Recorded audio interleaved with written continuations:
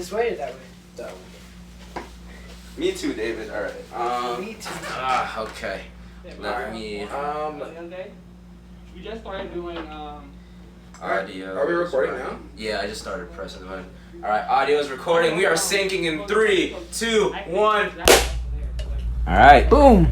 Hey, what's up? It's your boy Daniel. It's your boy Matthew. With our special guest today, Mr. Camacho. Here with another episode of YERRRRR. Part 6. Part Damn, 6. they even know episode. I don't even know what episode we on. Part 6, guys. We're in episode 6 of the podcast YERRRRR. Here with for our first time ever, having a guest on our show. Yes. For like more than like 10 seconds. You've seen him before. A little bit. Our best friend. We've mentioned him a little bit, David the dumbass. As you see, we told you it's not bullying. He laughs at that shit, guys. Yes. This is one of our closest friends, our work colleague, and just a... Who said you can't be friends with your coworkers? Yep. Y'all just have sucky A lot of our coworkers. coworkers are shit. We have actually really Yeah. good... We're very close with our You guys. What are they called again? Coworkers, yeah. There we go. I didn't even I want to say close workers. I was like, Close yeah. So today we got a bunch of shit not planned for you guys, Like always. but we're gonna start it off with a weird, random kind of ish interview of Mr. David, so you can get to know him a little bit. You know us very well. We've talked to you guys a bunch of times. That's one of the things we wanted to do was establish ourselves first. You guys know who we are. Fucking cool. Shout Shout out to you guys. Appreciate you. Yes, we appreciate you guys. And now we're gonna introduce some other people. So first things Starting off first. with our first guest. This is an honor. We didn't book him in advance. We asked him today. Hey, We you asked doing like anything? 5 minutes He ago. was like, no. I'm like, This man's "You on usually the busy or podcast?" doing something. Did so- Matthew and I talk about it beforehand? Hell no. Nope. But we got We that got shit a right. guest star. So, who are you? What are you doing? Like, who are you? And your social medias and shit like that. Alright guys, so I'm David Camacho. You could follow me on Instagram at David the Fittest, straight up as is. On the screen, right there. I'm as they said, one of the coworkers here at A place. at a place. We've mentioned it. We said the name. Oh, Yeah, we said it before. We just We don't. just don't want to wear it. I don't know. Yeah. It's just in my It's just like a mind. I feel separate you. entity, you know? You know, we work together, not just that, like they say, you know, we're We found him at a we're taco homies. place. We found about a taco place. We found him at a taco place. Straight up, Yes, actually. that is true. That, like, yeah. we're not lying. We found him at a taco place. Yeah, straight up. So cool. our employer, our boss, he is a very, he can see things in people. Intuitive guy. He Yeah. worked at a place called Bien Cheeto, awesome little. We just ate there. Yeah, we Like, actually just ate there for lunch. yeah. Little Mexican place. down Y'all at should sponsor us. And David came out with perfect service, super awesome, cool guy, and he was like, "Hey, go to the job." That's not exactly how it went, but It was funny because when John would come in, Seafood would come in to order, and he was always wearing like the MMA shorts that he had, and I'm like, "Oh, you train MMA?" And he's like, "No, I own a school," and that's how we started talking about it. And then like the next time he came in, I served him his food, and he's like, "Hey, are you looking at a job opportunity by any chance?" And I'm like, "Well, it just really depends what it is." And he's like, "It's a person who'd be working with or teaching martial arts to children." And I thought that was the most random thing ever, like straight up. And I was like, "Dude, I'd love to give it a shot, man. Why not?" And my actual response wasn't even that. It was the most weird response ever. I responded by saying, "Well, my mom thinks I'm good with kids, so why not?" So all right, let's do it.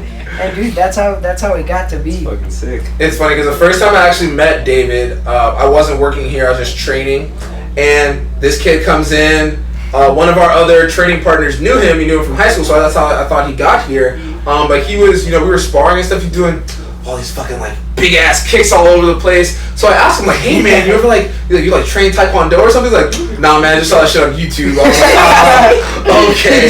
I actually wrestled him. I'm like, "He's a wrestler? This kid's doing fucking kicks like this?"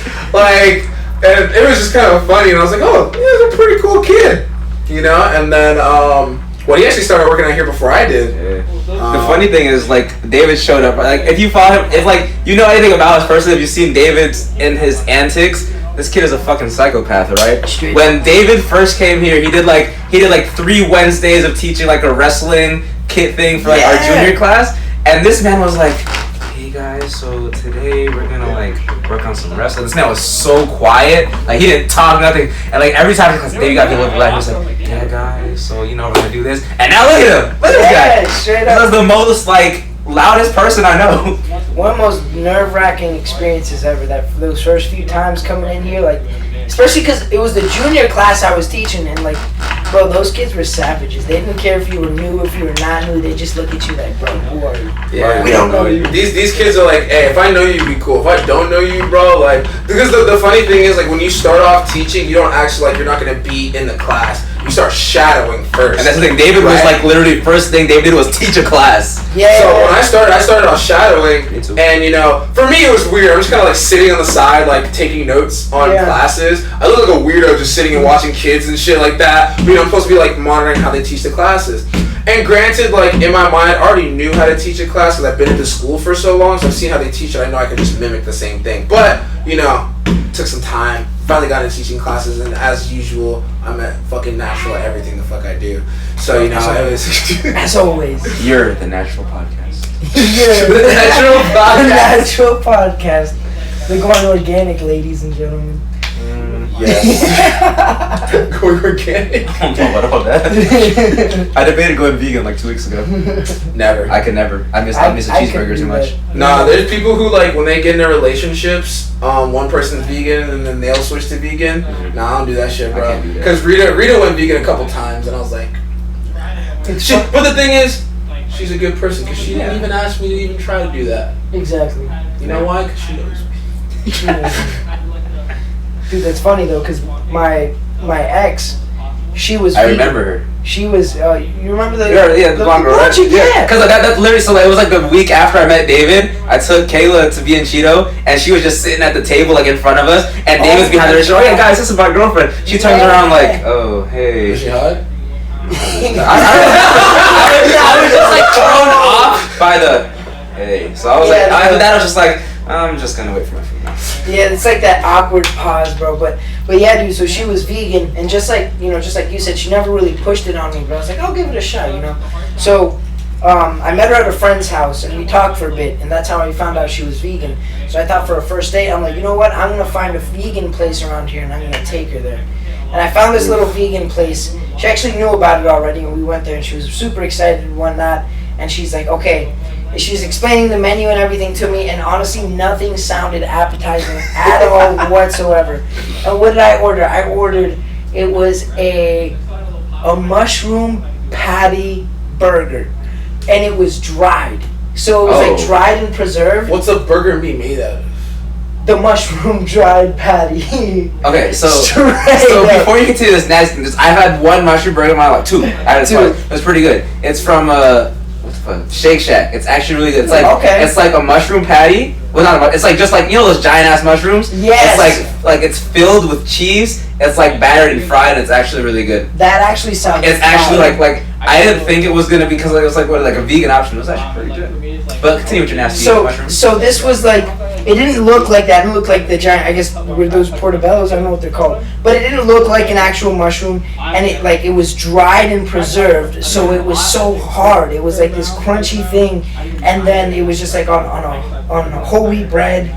And it was honestly awful. And I'm like eating this thing little by little, just really trying to just put it down with water. And then later on, one of the ladies that worked there, she's like, "Do you want to try cashew cheese?" And I'm like, "That's what the fuck?" Cashew cheese. And honestly, they shouldn't even call it cheese if it's not like I don't care what the fuck it is. Like, don't call it a something burger. Well, burger. Yeah. But don't call it cheese. Cheese, exactly. It's not cheese. It's not a dairy product. The definition of cheese, I don't know what it is, but I'm pretty sure it's not cashews. It's made from a nut. And so the funniest part was like, out of everything that I saw on the menu and that they were talking about, it sounded like the most appetizing thing. So I'm like, all right, made of cashews. Like, I like cashews. It can't be that bad. But it was like salty and it was just not good stuff. So yeah, man, no, just I can't. I've heard from Rita that vegan cheese is pretty shitty. Listen, I got finessed in 6th grade, right? Because you all remember that Hope class, that PE health shit class. Yeah. So this dude came in. He was like some sort of fucking vegan type shit. He put this old documentary about how they slaughtered the cows and the pigs and shit. Then they started talking about cheese. This man started talking about vegan cheese like it was the godliest shit on the planet. Hey, you get in middle school, you want to try shit out. So like, fuck it, I'm gonna try vegan cheese. It was the worst $7 spent in my entire life. That shit tasted like just $7. Alright, so you know how the American cheese, like the slices are only like $5? it was like half that for like $7 fucking. And you know what? I was like, I tried to flex some motherfuckers in middle school. So I was trying to big ball and shit. I was like, I want to try some expensive cheese. First half bite of that shit was the nastiest thing I had in my entire life. Never eat it again. Bro, honestly, I don't even. So I base like 99% of the stuff I eat, if I'm going to try it, off of the smell, right? So it smells like regular cheese. When I look at like those, cause like if they're like the fake chicken or whatever the fuck it is, I look at it and I'm like, first of all, it doesn't even look like chicken. I don't want to know what they put in that to make it look like fake chicken. Exactly. Then I smell it and I'm like, smell a little bit, but there's fakeness in it. I can smell the fake, so I'm not even gonna try it, cause fuck it. Yeah. Like, I couldn't turn vegan for someone. I couldn't do it. See, this is the one thing I always hate when people do is like ultimatum bullshit. Yeah, right? yeah. So okay, you're like, cause I'm pretty sure if you've ever been in a relationship or like even when you were younger, someone would always ask like the person would ask that question like, oh, like I got like super fat, would you still love me? Okay, here's the thing. To be honest, probably not. Do you know why? There's a reason why. If you just got super fat out of nowhere, unless it was because you like fucking had like some disorder or some shit, other than the fact that you just like weren't the same person that you wanted to be with originally, right? Because like, say if David just got fat out of nowhere, right? Yeah. It definitely wouldn't be because like it would be because of what's it called? Maybe he got injured and he couldn't work out, or maybe because you know, he had a disease or some shit like that made him fat. I don't fucking know, fat disease. But if David got fat for any other reason other than those like things that you can't really control, then that means David's not the same person he was. Yeah. You know what I mean? So if a girl's like, oh, you view me because I'm fat, why'd you get fat? Were you pregnant? And then after that, I can understand if you like, you know, the baby weight and everything like that. Was there stress and other stuff that made you kind of lose, you know, whatever? But you just got fat because you just were like, now I'm gonna be a lazy bitch now. Then like, honestly, to be honest, you know, you're not the same person that I wanted to be with in the first place. Exactly. You know what I'm saying? So I hate people ask those fucking questions. Like, it's not that I don't want to be with you because you're fat. I don't want to be with you because you're undisciplined. But I'm not attracted to you because you're fat. Oh my fucking it all comes back to the same deal at the end of the day. alright, straight up, would you date like a really heavy set person? Man, man, I don't think I could, bro. Like, I don't think in the first place I could grow an attraction to a heavy set person, to be real.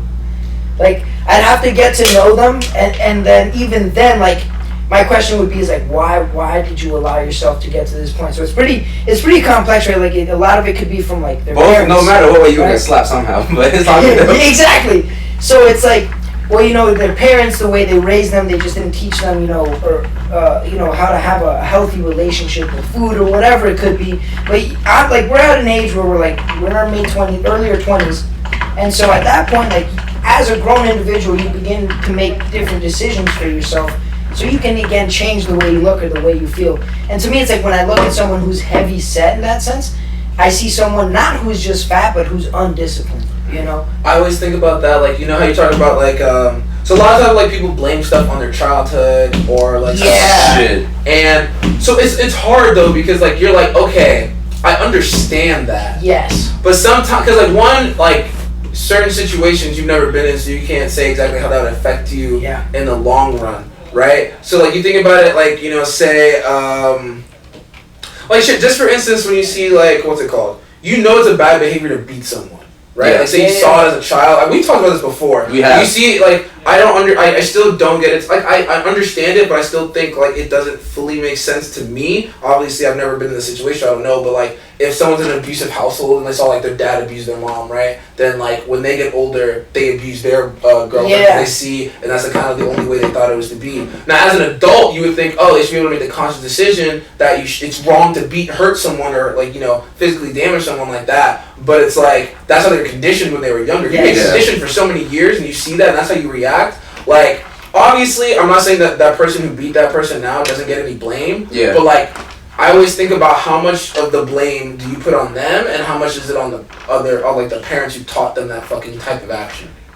Yeah, right? It's like this fine line of it all. I think, in part, there's this big thing, right, where there's so much information that you can gather and find out, but it gets to a point, it's like, okay, I feel like they're using it as an excuse, as a point to or a reason for them not to push themselves past that comfort zone or to change their perspectives, their beliefs, or habits, whatever it is. So like, right, you'll get people like that all the time. It's like, oh well, the reason that the way I am is because like I grew up in a single parent household, and that's why it is what it is. It's like, well, you're aware of that, you're conscious of it, like you said. So it's like now that you're aware of something, that's like the initial starting point of you being able to then change that. And so it's just interesting the times we're in where people can just come up with these excuses because science said this or this psychologist said that or the other, and it's very interesting. The first thing you gotta do is think for yourself. 100%. People don't think for themselves. Yeah, it's like sometimes, like, if you think about like an environment you grow up in, right? Like, so for instance, let's say the cycle of like your family being in like a gang, right? Yeah. Like in certain neighborhoods and stuff, you grow up. That's the only type of life you know. Yeah. Right, and you don't get exposed to anything else, even from like the young childhood to growing up. You saw your brother, you saw your dad in a gang, then you saw your brother in a gang, and then everything you grow up and you see that type of like fucking pattern, and it's kind of like, well, shit, I don't know anything else. The fuck else am I gonna do, right? And it's like, you know, even when you go into school, right? Oh shit, that's John. You know, John's brother's like a blood or something like that, and it's kind of like you're already getting pushed into that fucking thing, and you're gonna kind of like stay on that path. And like at the end of the day, it's like, yes, you made the decision to go and be in a gang now, but it was like, how much of a fucking choice did you really have? Yeah. You know what I'm saying? And it's like, and that's the shit where it's always like on the fence, and I'm on the line of like, how much of it is it whose fault versus this? It's like, I feel like it's just like most. I feel like it could be sometimes just a case by case basis. Yeah. You have to look at it that way sometimes too. It's funny, I saw a good movie like on that. It's called on Netflix. It's called A Day and a Night. Dude, that movie's so fucking That movie is so good. Bro, that's how you told me to watch it. Like I still put it on my list. It's so good. What's it called? It's like All Day and One Night. Yeah, it's like All Day and One. That I think that's what. All Day and One Night. Go ahead and watch that. It's on Netflix, guys. I promise you, it's a really good fucking movie. Really but pretty good. much, it's like, you know, it's showing you a young male growing up and like, you know, kind of, you know, he had one friend who was kind of trying to get out of the neighborhood, right? He was like, I can make it out. I want to get out. I don't want to stay in here. He had another friend following that path of like, yo, this is the life we live. This is what we're about. This is how we're doing shit. You know what I'm saying? His dad was kind of like in a bad path on drugs. Wasn't really like a good, you know, role model. The shit he was showing him, like what? I think he got like beat up in school or some kid took his toy. He tried to fight back. The kid beat him up. Yeah. And then he came back home and his dad whooped his ass. Yeah. Because he got his toy stolen. You know, I watched that toy. You get that shit stolen? Beat his ass, right? His one, like, the straight cut guy was like, oh, you know, like, you know, kind of shit happens. The other guy was like, nah, bro, you gotta go get that motherfucker back. He came in school, hit him in the head with a brick, and then stomped his ass out after that. Yeah. And, you know, like, you kind of learn that mentality from a young age. Yeah. Like, it's like, you know, you kind of grow up in, like, thinking that the whole entire time. Mm-hmm. And it's like, that's the way I was conditioned. That's the way I was born. I always stop recording. We'll add some black screen effects till the next recording starts. There we go. Syncing in 3, 2, 1.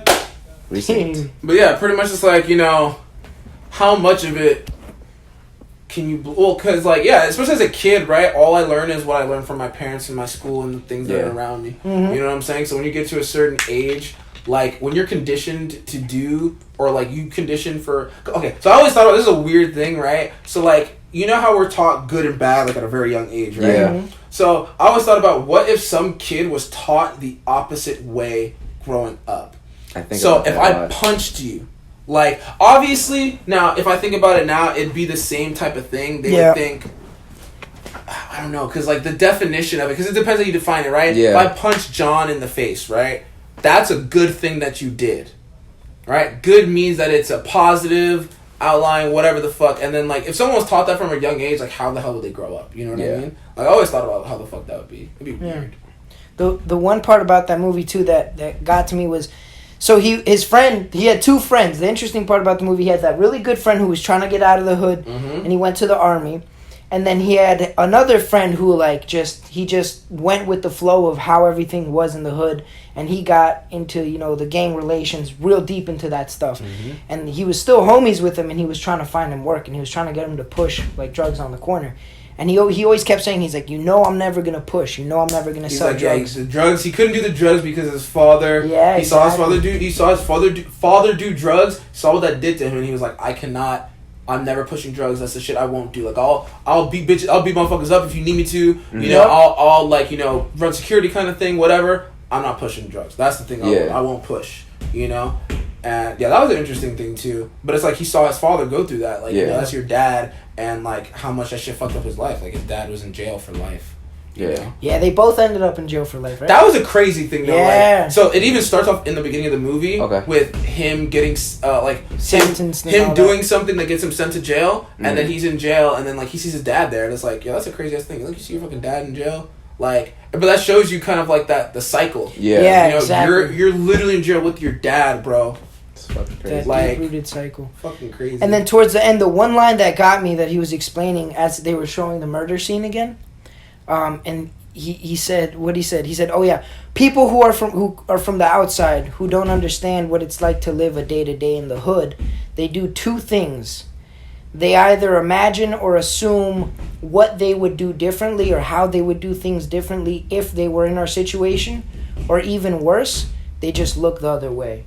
And I saw that and I was like, that's a very good point. That's a good point. And that's like something that, for example, thankfully, I didn't grow up in that type of an environment where I grew up in the projects or some really fucked up shit. Yeah. And, you know, I look at situations like that and I would say like, oh, well, you know what? Like, I do so much better. You know, it'd motivate me more, or it'd push me more to strive for better. But you never know, man. Like, it's just, you know how some people, like, I know I've listened to Joe Rogan or certain people talk about how, like, you need certain circumstances or certain traumatic experiences to create these like really crazy athletes or these crazy performers or people who influence others, right? You can name many and any people, right?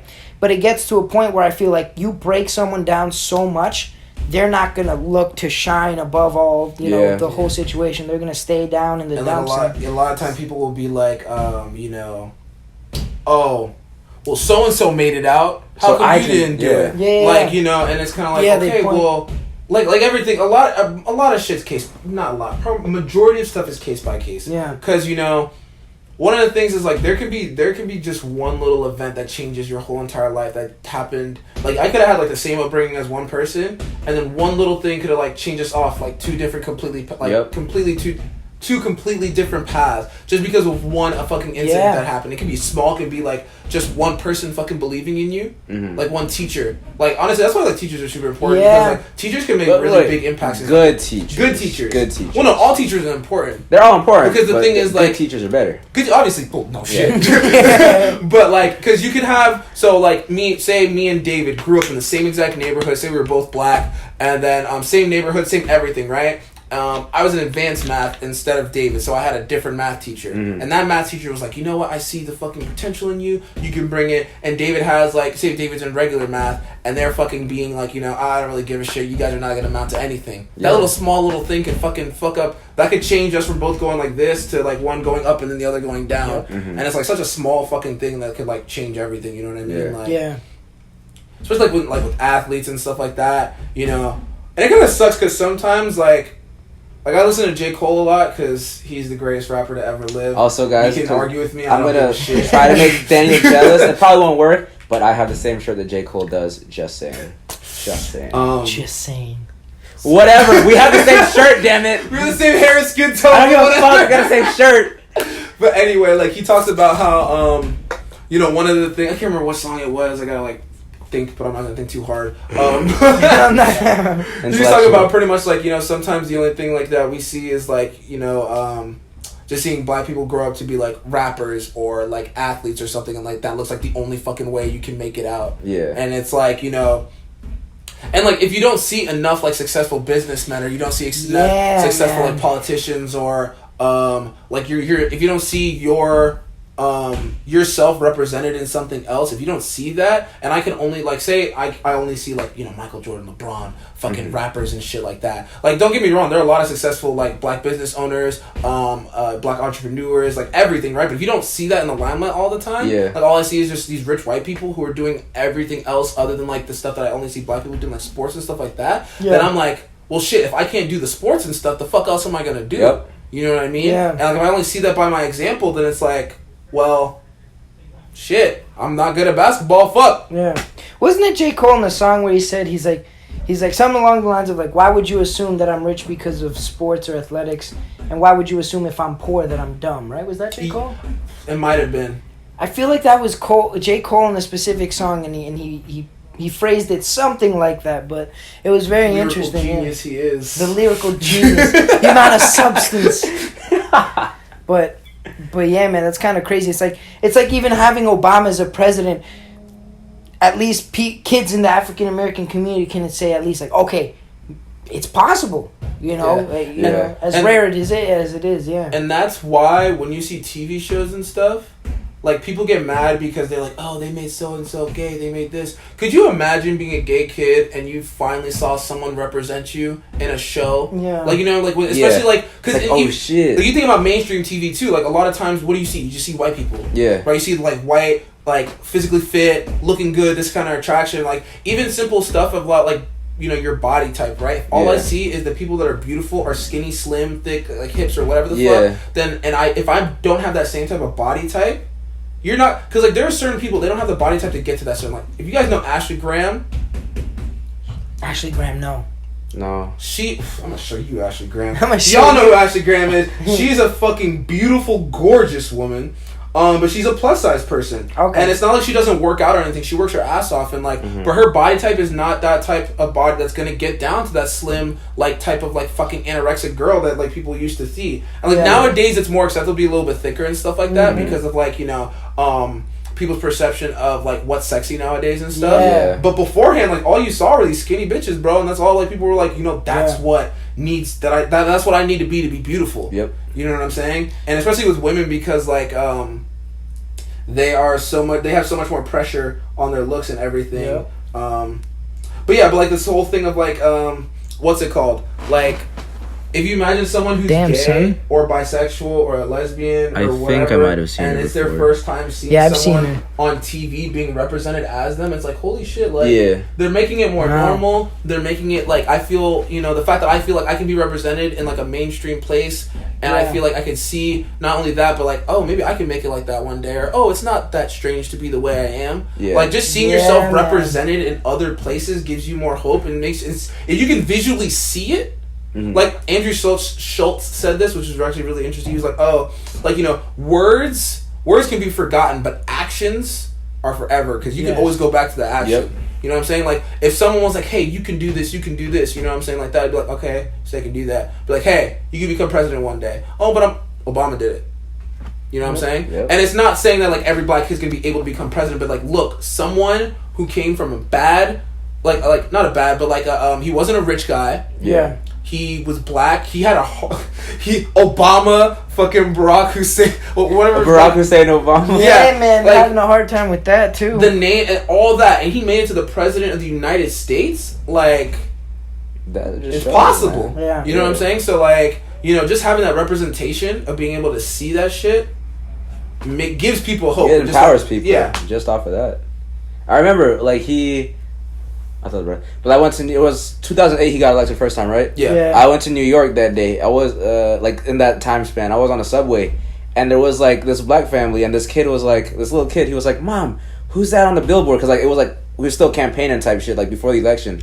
And she was saying, yo, this is Obama. He might be our new president. And then the kid, was so, like, happy and shocked. Whoa, shit. Like, type shit, like, whoa, we're going to have a black president. Like, he was so happy to see Like, that imagine shit. how it's going to be when the first woman gets elected. Yep. Bro, when Obama got elected, my mom cried. Because she was like, she never thought, even my grandma never thought in the day where they were going to be able to see a black president. Yep. Like, that shit's crazy too. Because, like, well, granted, my grandma was like 70-something. So, like, back when she was younger, there was still a lot of fucking hard racial shit. Yeah, right. I bet you would never thought in her mind that there were going to be a black president during her lifetime. Yeah. The fact that she got to see that is kind of like, just like, holy shit. Yeah. It's crazy. It's funny because around that time when Obama first got elected, my mindset on it was I was very happy about it because, again, yes, you see the first African American in office, but at the same time I would hear a lot about how certain people would vote on Obama simply because he was black. They just wanted to put a black guy in office. Yeah. And to me, right, I'd be so pissed. I'm like, well, you don't look at like what he's supporting, what he's not supporting, you know, what he's trying to represent or what he's going to do if he's elected, right? Mm-hmm. But then later on, as I started to grow, I began to also think, well, the fact that people would just simply push for a guy to be in office simply because we've never seen a black person in office or a woman in office says something about, this country's history, and the fact that, again, like, yeah, our past, how many presidents have we had? 40. We're on 47 right 46 now? or No, 40. 46? Oh, almost 44, I think. So we're on 45. 45. We're So, on 45. right? It took 40 plus presidents until we could have, gotten to a black or African American president, and then who knows until we get another African American president, or the first Or a woman, Or the first Latino president. or the first Yeah. Latino Or the first president. Asian American president. Like, Yep. there's still so many firsts that we're gonna be waiting for a fucking long ass time. The first president isn't Democrat or Republican. Fuck. I don't. That's gonna be a long time, but I feel like it's possible at one point. I feel like you'd have to have like someone who's like super just like on a different wavelength that reaches people. Like, I feel like the reason Trump got elected is because like people wanted so much of the opposite of Obama. Of just like the general politician, like acting so Yeah, like sincere. all that stuff. Like, a lot of it was just. And a lot of people were stupid. They just wasted their votes on fucking Harambe, Hennessy. I remember which that shit. just annoys the Yep. fuck out of me.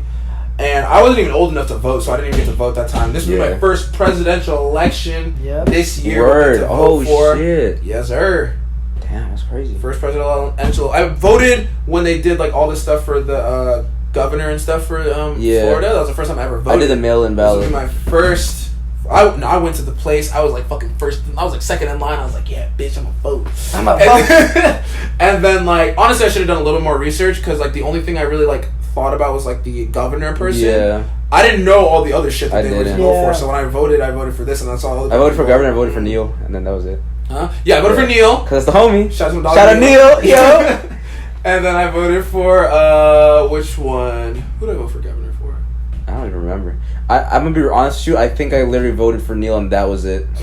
Because honestly, I didn't look into it or wasn't consent with anyone who was up there. This is the thing that annoyed me. They put so many so they have those like certain statutes and stuff that they want to pass. I voted But, for the giving felons the right to vote. I voted for that. I don't know if I there know was that a, for sure. I don't know if there's a legalize in that one. Or I don't not. think there so. was. I think I But was the thing voting was, on they that. word them so hard for you. If you read it, you wouldn't be able to understand what the fuck they Dog, want you to vote even for. so, you know how right now like everyone's filing for unemployment and shit, right? So I had to help my dad with that shit. Ooh. The questions are so fucking like worded to the point where even someone who's like properly educated, like fucking master's degree, would be like, "Yo, what the fuck is this shit saying?" Like that literally tells you a Makes lot no about sense. America, that they make the unemployment thing so difficult because they don't want you to fucking. do Yeah, this they won't system. give you money. Like my friend was telling me how much because the website crashes all the time. How Yep. much shit he was trying to do. Mm-hmm. Like they said, "Hey, I need you to get a W-2 form from From all your past all your employments jobs. for the past like 2 years." Yeah, and he something worked like that. 5 places in the past 2 years. Yep. So he was trying to go to places. They like 2 places said they didn't have it. One of them was like, "Oh, I'll get it to you." Never got it to him. It was like. Mhm.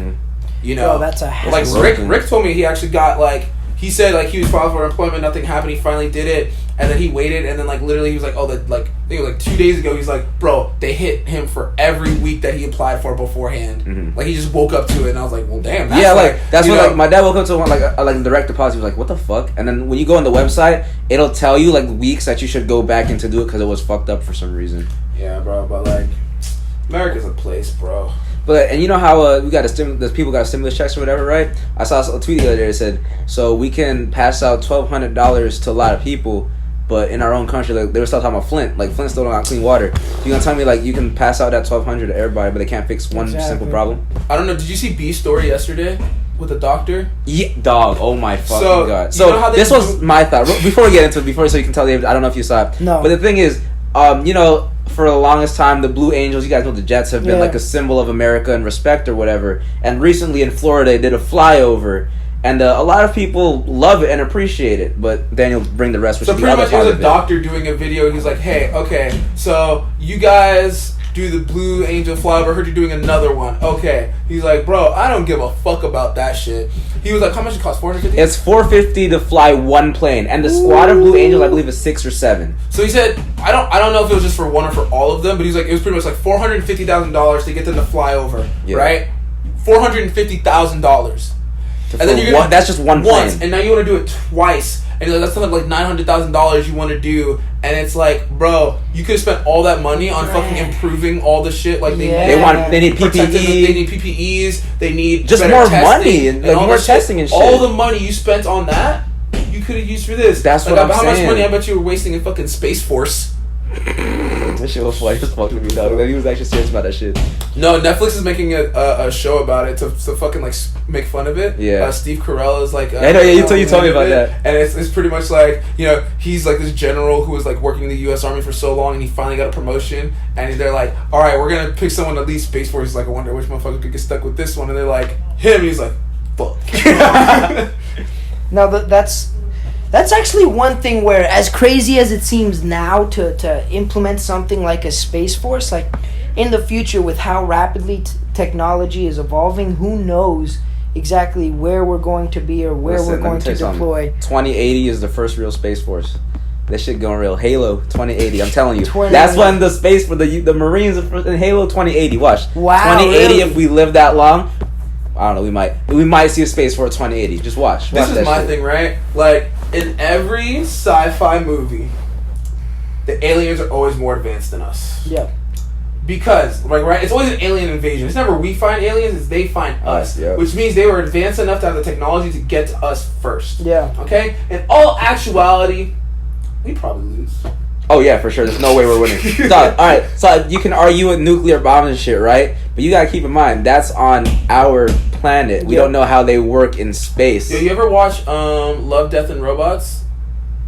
I've heard of that show, So actually. It's a show on Netflix like they do. yeah, they. 3, 2, 1.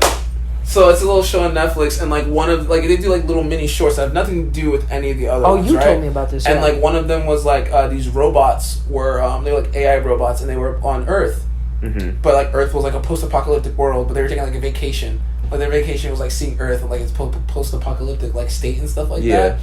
And like somehow it was really stupid, but like the cats like took over, or like they the cats evolved to have like opposable thumbs and being able to talk. But that's not why the humans died out. It was like the humans died out because they ended up like running out of resources, Which and is happening, bombing each other, guys. and like all this other shit. Which is Which is probably gonna happen. Which will. Once we learn how to terraform shit, that's when like we got to start moving. Yeah, that's what like you see Elon Musk really pushing towards. Like Elon Musk believes, or he wants to die in Mars. He wants to die on a completely different planet. People hate that motherfucker. Let me roast you. I fucking love Elon Musk. I like Elon Musk. I love that man. Honestly, I feel like, you know, there's always people who are just gonna be on a different wavelength than the rest of us just because they're special. Like, fucking Albert Einstein was one of those people. Yeah. Like, there's people who are just smarter than everyone else, and everyone else just doesn't like them because they're smarter than you. Like, I feel like he's probably one of those people. He, like, honestly, like, alright, sometimes, like, I'm just talking, like, on a Twitter-based level, sometimes he says some weird-ass shit. Not, like, anything that's, like, crazy, like, too far left, far right. He just says some wild-ass shit that, like, normal people just be like, what the fuck are you talking about? Yeah. But, like, in the grand scheme of things, when you look at, like, him as a person, he does, like, I was watching an interview. I think it was the first Joe Rogan podcast he did. He talks, like, for example, see how I'm saying this sentence right now? He jumps his words fast because they did a study on him where his brain is already working, like, on the next paragraph he's gonna say, which is why he jumps his words up so much. That's what they always said. People who write slop, like they say, really smart people write really sloppy, is because they're they're thinking so fast and trying to write all of their shit out so fast they can't like take the time to. Well, I am the outlier because I write sloppy as shit and I am not one of those. I can write sloppy if I want to. I can write neat if I want to. If I write neat, my neat is still very bad. It's gonna take some time. My neat is kind of bad. David writes very well. David's like artistic. See, this is why I love this shit, because we started talking about David and somehow we listen, this like Elon Musk this was talking about Space Force. David to something very deep, and then fucking Elon Musk and Space Force. And also Elon Musk's fucking child's name. We were talking about that earlier. We were. Oh, what a X, strange. It's like an A with like an A12 E. Archangel. It's like X-A12, which is like. Listen, I've heard some dumb names. honestly, dog. The thing about it is LA-A. With an actual like hyphen, like Ladash. I had an ABCD, which is ABCDE, like it's just ABCD. I had a girl who told me in like we were in high school. She was like, I want to name my baby something exotic, like lotion. I was like, oh, what the fuck? I was like, oh Lord, no, please don't. She's like, lotion. I'm like, the thing is, Grimes and Elon Musk, right? They're both weird people individually, but Yeah. they I never work even knew together. he was with someone. I thought he was just too like. So I thought too. I thought they broke up. I never knew like they were still together. So apparently they were still together this whole time. But like I thought at one point they broke up. Does he already have kids? No, I don't think so. No. Joe Rogan said he did. Yeah? Oh shit, I don't know. Well, okay, I'm not 100% sure, but I could have remembered when he was talking to Joe Rogan, he said something about like he already had a kid or he already has some, or I don't know, I don't remember. His kids I are might his be wrong. cars. I don't know, but like individually, like they are some like they're kind of weird people, but like they work really well together. Like they are the match, like perfectly made for each other. Bro, some people. Oh well. Real quick, do you guys believe in soulmates? I want to hear your opinion. Oh, that's a. You know what? It's a like I want to say part of me says yes, but part of me also says no. Yeah. Because at the same time, it's like there's that argument where people say there's someone made for you, like soulmate type shit. Like there's 7 billion people on this planet, right? And okay, so by the way, because people can talk about parallel universe and shit just because of that. And NASA confirmed that that's not what they actually found. It's just people heard it and thought there was a parallel universe. So honestly, I didn't even look at that because I was like, this is some dumb It's shit. dumb. If it's real enough, it'll make real headway. But other than this bullshit, I'm not gonna look at this. Just like But the UFO thing was like, fuck out of here. But like, and the thing is, it's like with soulmates, I feel like I wouldn't say necessarily soulmates, but I feel like there is someone out there for you. You feel me? Does that make sense? Yeah, I get what you're saying. Yeah, that's my stance on it, I guess. I have the same belief. I believe that, that we potentially could have soulmates, like a person who we're just meant to be with. But I also believe that not everyone has the ability to find that soulmate. I like that. But that they could eventually end up with someone. Like we said, there's 7 billion people on this planet. For all you know, your soulmate could be in Antarctica, for all you fucking know. Yeah, like who that's, knows? That's the crazy thing, because sometimes it'll be like some motherfucker took a trip to like China, Yeah. and then finds the fucking love of his life. Like, I don't believe in soulmates.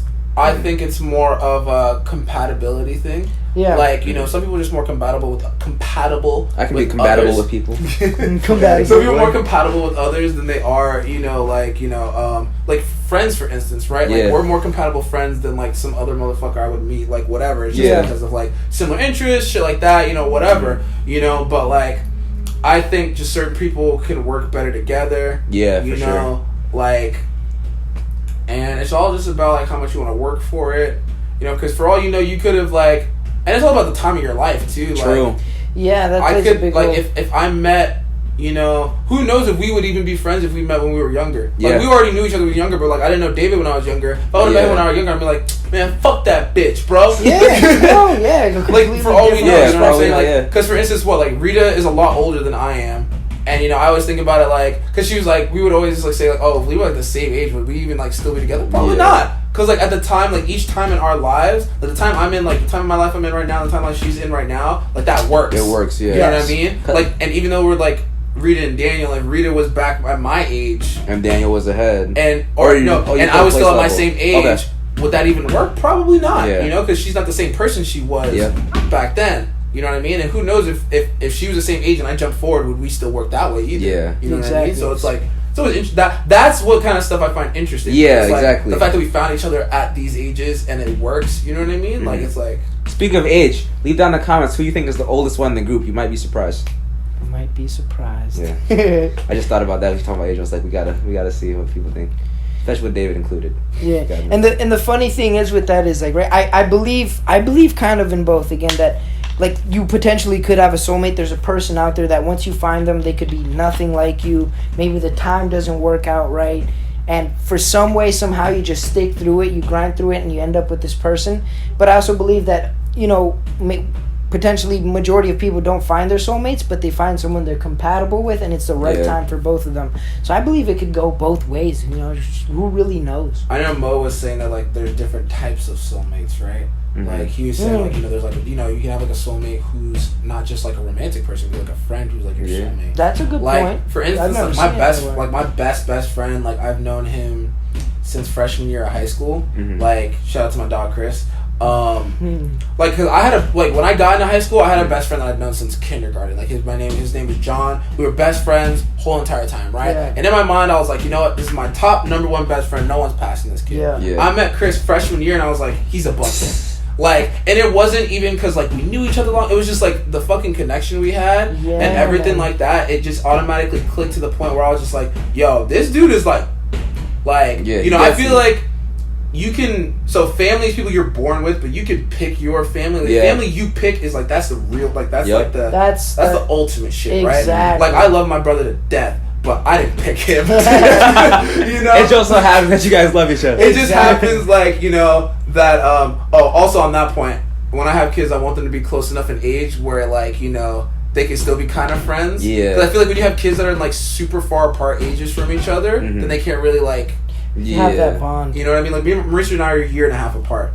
Yeah. But anyway, the family that you pick, right? Like, those people are like, because I can choose whether I fucking want to stay with you or not. Like, that fucking blood, that's in the family. Like, we can't choose that shit. You know what I'm saying? So, like, I feel like he's like one of the brothers that I picked to have. You know what I mean? And it's like, if, you know, because even though I don't believe in soulmates at all, you know, because Maurice categorized, like, you can have like a soulmate who's like a friend. Like, he'd be like my soulmate who's a friend. Yeah. Like, that dude, like. And we're not even like, it's not that we're like the same person or anything like that. It's just that, like, we complement each other in so many different ways that works well. You know what I'm saying? Like, yeah, it's just wild. No, like, all the intricacies of life is crazy. It's always crazy. You think about like the small things, like, you know, what if one of us never would have met one or the other, or some shit like that? What if Seafood never went to Bianchito? What if he decided to go to a pizza place or a different Mexican restaurant instead? Yeah. David wouldn't be here. You know how much shit would be different here itself? That'd be so crazy, dog. You know what I'm saying? That's why we have another weird person. That's why I wish. It's starting to train. That's why I hope the parallel universe is real, because then we could possibly explore what the other side of this, or the other other realities of this would be. I'm good. As much as it would fuck shit up, I want to know. I've heard of theories that there are infinite universes and it could have gone anyway. Honestly, like, I think, is that shit real? I don't know. They told me, hey, Daniel, you could know the possibility of alternate universes and shit and know if shit would change. Would you want to? I would say no. I would say, see, I'm not offensive with that. I would say no because I don't want to ruin anything potentially I already have. But I want to say yes because, like, fuck it. What if I can, like, so for example, right? Let's say there's two. I got a universe where I'm like fucking dirt poor, like on the floor, like dirt type shit, and then there's a universe where I'm fucking like Jeff Bezos type shit. And then coming back to this reality where I know I can't fuck shit up, because that's a big part of it. If I know I can do this without messing shit up, I do it. Let's put it like that. If I knew I could do it without fucking my current timeline up, I'd do it. I feel like sometimes certain shit's meant to be a certain way. Like, I feel like if there was like parallel universes and different shit like that, I feel like they're meant to stay apart. You know what I mean? I feel like there would be a reason. Like, if there was only one universe, one timeline, one everything, that's the way it's supposed to be. If there's multiple, I feel like that's like, there's nothing wrong with like looking into it, but I feel like the reason that they're separate is because they're supposed to be like that. You know what I mean? Like, I don't know. I wouldn't want to see. That brings me to another question. If you could time travel, but you could only look into your future or change something into your past, which one would you pick? Okay, with how my life is, with how our life is right now, you mean? So you're Matthew right now. Okay. You can either look into your future, kind of see what's going on there, or you can go back into your past and change something in your past. Man. You know what? The reason I don't want to go into the future is because I don't want to be disappointed. Of, like, let's say, because I have, how I am right now, I have high expectations where I want to get to. Yep. And if I feel like if I jump into the future and see it and it's not what it is, it's going to be mad disappointment. Well, but part of it is I look back, but then again, I look back and be like, I wish I did shit differently for certain reasons. But then again, hindsight is like 50-50. So, like, So 20, whatever, this thing should happen halfway. 50-50's happen half. I don't give a 2020's like fuck. the vision, bro. Like, I can see it Clearly. clearly. Shut the fuck up. You don't know because you wear glasses. So this is my question, right? Though, if I'm able to see my future self, let's say it's a positive me, or or something that I'm happy to see, or something that I'm not so happy to see. In me seeing future self, will that affect that future self when I come back? Because I heard this from somewhere else. Like, I heard it on another thing, like on the Squadcast Versus. Okay, Shout out to ADD All That Digital. Love you guys. But pretty much like they were asking it. Now this is my thing, because that's what I'm saying. If you look into the future and you see, like, say I see that I'm gonna be a bum. Now, right now, I'm like, all right, what's gonna make me become a bum? Maybe I need to change things the way they are. Is that decision that I made to change things the way they are, the way things were already going to happen, which made me a bum? Yeah! Because honestly, time travel is so hard to fuck around with, because, like, but for the sake of the question, because you want to be able to answer the question because there's too many fucking variables, but, like, for the sake of the question, if I go in the past and change something, it's going to change my present and my future. If I go in the future and look at the future, it's without the looking. So, like, if I say I look into the future of tomorrow and it's me eating a sandwich, whether I wait, I'm trying to phrase this properly. Pretty much, you looking into the future, that future is the future of you not being able to see that future. Okay. So then in that case, I'll go to the future. Yeah, so like I can see myself being a bum, and then I'm like, all right, I don't want to be a bum, so maybe I need to do this, and then I do this, and I become successful. Like that, kind of like that. Okay, like, then in that case, it's not I'm like all you for look the into your future. future, you're a bum, and in that future, you already looked at your future. You know what I mean? Yeah. Yeah, I know. Yeah, okay, I get you. Then in that case, I'll go to the future. Then. I look to the future too, because one, I don't want to change. I like the way I am now. Yep. Yeah. And the way the present is. Yep. You know, even though obviously it's not perfect, It's like not nothing's gonna be perfect. perfect, but I'm happy with I'm the happy way right shit now. is now, and I wouldn't want to like change it to some other Yeah. shit. You know, because shit, it could be like, man, I wish I would have like dated. I wish I would have never dated that girl. Maybe the reason you dated that girl is because it led you to the path that you are on now. Mm-hmm. You know what I'm saying? Like, Yeah. There was I forgot who I was listening to, but their definition of gratefulness was being able to accept and be thankful for your past. Because if you're truly grateful for where you are now, you wouldn't be here without the events, the chain of events that occurred in the past. And that's why I would say that I would prefer to just simply see what, my future holds in regards to, instead of just changing my past 100%. yeah. Like that. The crazy thing, like I remember one of the guys was saying on the Squadcast, Patrick was saying, he was like, oh, like, what if you look into the future and you see you're successful, and then you start becoming lazy because you're like, oh, I know I'm gonna make it. You know what I'm saying? And then that changes it because now you're like, oh, I know I'm gonna make it. I Exactly. can like, that's the yeah, thing, yeah. that's what but it I all was depends on the thinking too. person you are, right? Because Yeah. if you see, because like, I can see myself being successful and be like, all right, I'm on the right path. Stay on the right path. Yes, Yeah. it could You know what I motivate mean? you It can more. motivate you to just instill that I'm doing the right thing. Just keep doing what you're doing. One Yeah. person could be like, oh, I see. Oh, I'm gonna be successful. Maybe it's because maybe I could be more successful. I gotta ramp it up more. Maybe they fuck it all up. Yeah. And then Or they it could fuck be it like, up. I'm gonna be successful no matter what. And Yeah. chill and do I shit. think that goes back to it. I think it's like could be all case by case too, because it depends on who you are. Yeah. First. You ever watch the movie Arrival? No. I think what happened? Is that one with those giant fucking things behind Yeah, that cloudy sheet or whatever that they can't like? Yes. Okay, yeah. I saw Okay, that. so like in that movie, pretty much like aliens came down, and this was I like the approach to it. The right? approach was It like a the real whole realistic approach. Yeah, and just the movie in general was just well done. Perfect. It was a beautiful movie. Arrival. It wasn't too starring, over-exaggerated. What was her name? Amy Adams, isn't it? I don't. There was like the girl and the guy. They were like two A-list celebrities. Amy Adams and what's his name? Jeremy Renner. Jeremy Renner, who Hawkeye. plays Hawkeye, right? So pretty much what happened was the first thing they did was they set up a line of communication. So the military made the perimeter and everything like that because these things landed on their planet, and then they brought in linguistic experts to establish a line of communication with the aliens, Yeah. right? So that was their job to try to figure out because they would paint things on there. All right, now I gotta break this down and pretty much what try does to this figure mean? out What a they were language. saying, That was a good ass. All in all, at the end of the movie, they thought the aliens were the problem. The aliens came down there to warn them about the future that they were gonna fuck up for themselves. Yeah. Huh. Because the aliens showed them that life didn't go in a linear timeline; it was in a circular timeline. Oh, whoa. Yeah. So shit was going to happen, and you can kind of travel in between. So one of the things that was interesting was the Amy Adams. She saw that she was going to marry Jeremy Renner.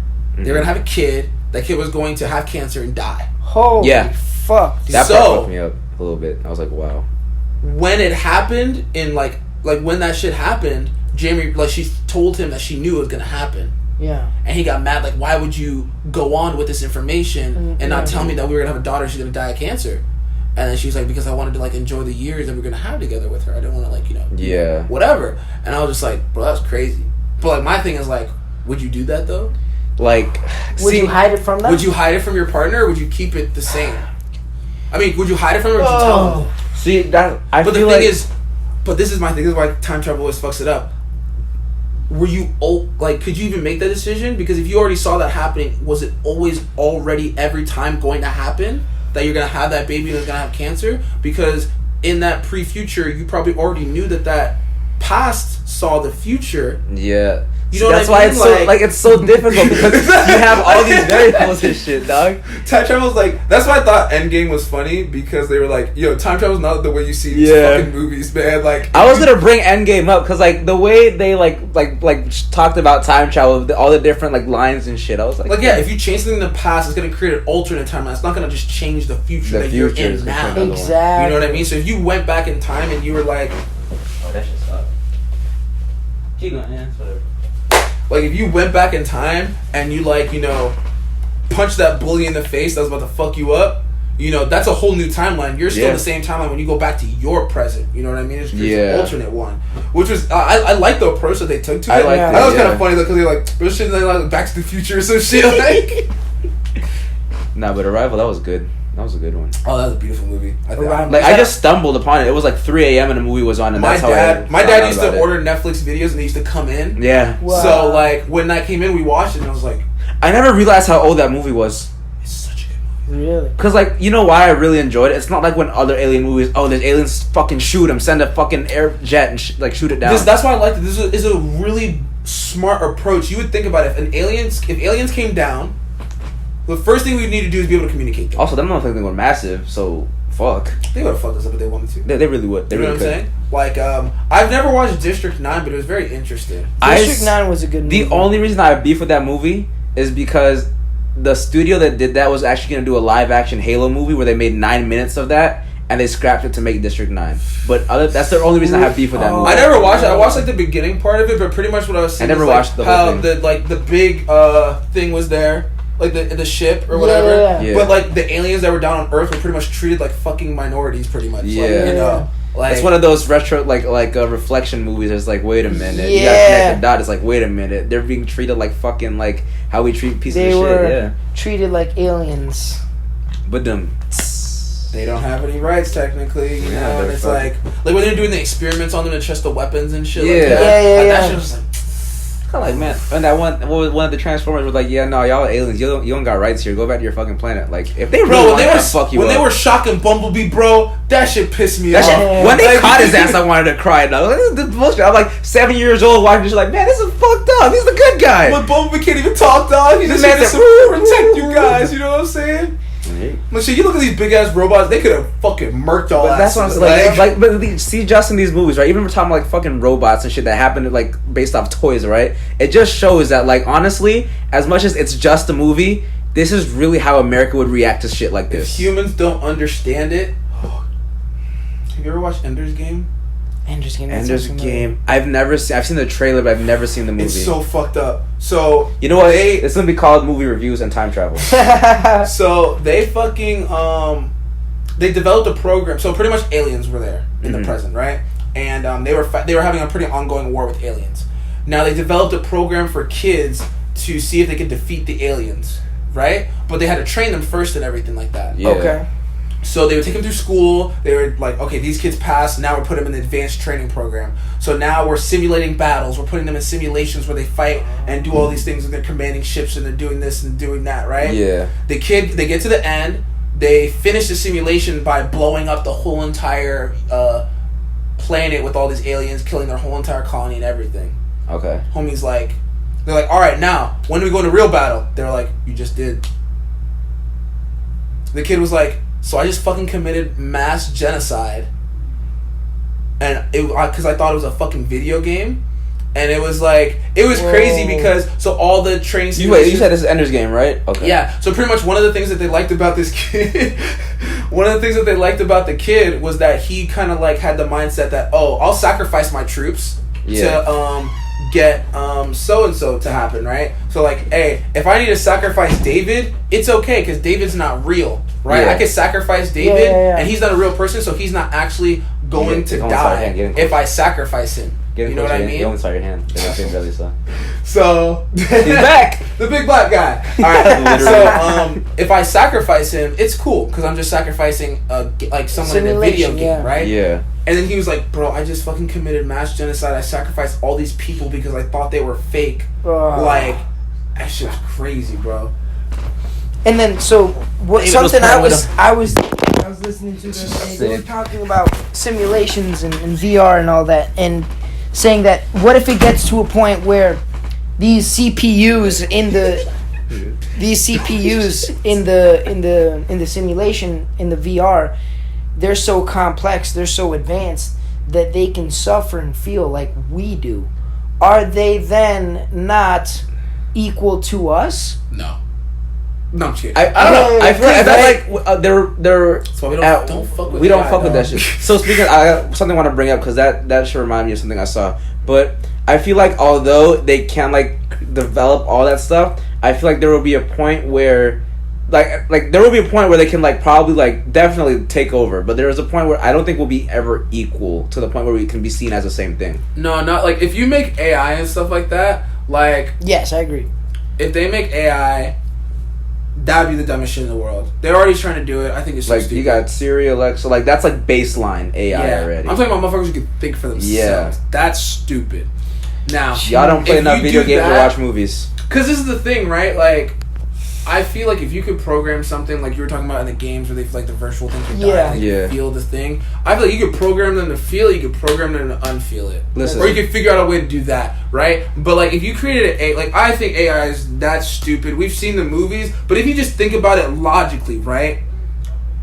The most advanced species will dominate. Yeah. Look at us. Do we give a fuck about all the other goddamn animals in this world? Not clearly really. not. We give enough shit about ourselves, and we'll be kind of humane for the people who think about that. That's how it's going to be if AI takes over. Yeah. They'd be like, all right, we're the most advanced, so because we're the smartest, biggest, and strongest people, we deserve to run the world. And if they run the world, we're going to be kind of like those goddamn animals, and maybe we'll get a cage, or maybe we'll become slaves in the beginning, and then they might abolish our slavery and let us just be animals running naked in the wild, you know?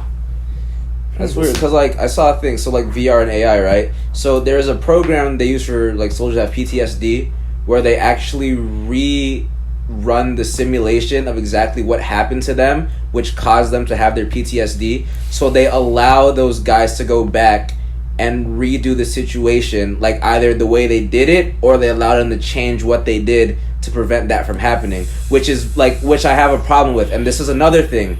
I don't know if you saw it on Twitter, you might have. But this woman, I believe she lost her daughter to some sort of disease, and they made you know what I'm talking about, right? They made her in VR so she can meet her with AI, so she can meet her daughter, and like have her interact as if she was her daughter. So she put on everything, and she literally got to see her actual daughter in VR, like a virtual version of her daughter. So my thing is, do you think with these two programs and with the conversation we just had, do you think that's going to be beneficial to us, or it's going to deteriorate us even more? I think there's a reason for shit to happen. Trauma, loss, and all that stuff like that. Like, it's the same thing when people wanted to become, like, immortal and stuff. There's a reason we die, man. I feel like, you know, there's a reason why shit happens. There's a reason why your trauma happens. There's a reason why, I've never lost anybody close to me. I can't say how much it feels or it hurts or anybody like that. But to be honest, I feel like there's a reason why shit happens, and like people die for a reason. Even if you can't see it, I feel like there's a reason. I feel like there's a reason. Die. There's a reason why shit happens to you. Now the reason why and what you use it for is all dependent upon you. Yeah. You know, trauma and like PTSD. I understand that shit's fucking tough. I can't even explain that because I don't fucking deal with it. Yeah. But there's a reason for it, and it's the thing. Like it's you either sink or swim. You either sink and let that shit consume you, or you swim up and try to conquer it. You know what I'm saying? And that, at the end of the day, is going to make you a better person. You know what I'm saying? So, if it all depends on how you take it. And I don't think, like, you should be playing around with shit like that. I don't think so either. That's my thing. Things that happened in the past just stay the way they did. Even if it's bad or whatever, there's a lesson to learn. There's something to be gained from it.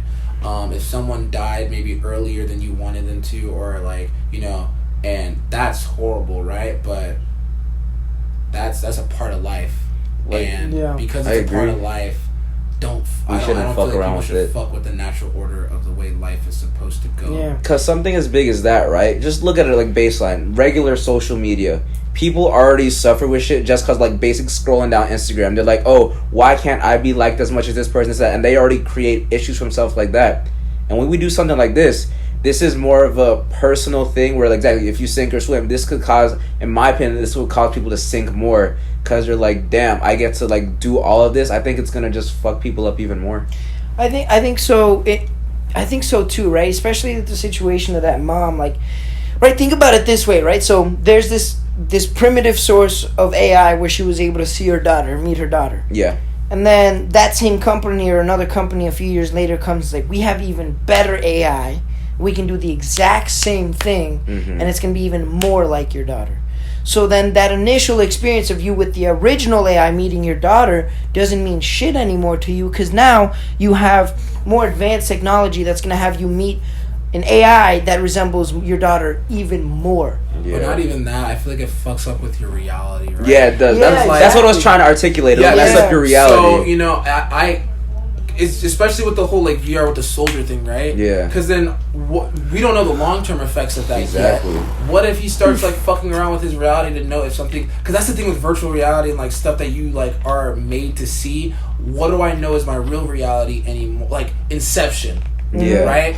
Remember how the wife like thought that she was in the thing because that idea was playing in her brain. Yeah. But like, if you get to the point where you don't even know it's real anymore, or the memory in your head was that real, or did I do the virtual reality thing to get that, or was everything I thought was a virtual reality real? And what like because you ever hear the whole thing that you're in a like that like theory This in itself that this is all a dream, simulation or like a simulation or yeah. something. Bro, could you imagine having something fuck with your brain like that? So much to the point where you don't know what's going on. You don't know anymore. what's real or not. Yeah. You could be like, oh, I'm jumping off a bridge, but it's a dream. That's like basic stuff, like a dream, right? How basic that is. Sometimes I'll be waking up, I don't know if that actually happens or not. So this, taking that dream like idea and making it 100 times worse. You feel me?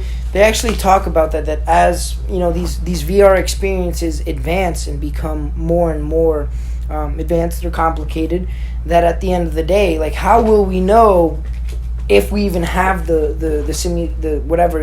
At this point it's goggles, but later on who knows what it could be. It'll turn into a room. It'll turn into like a whole fucking, it could be like, a room or a chip in your brain. Who the fuck knows? But at the end of the day, it's like, you're just diving deeper and deeper into this rabbit hole.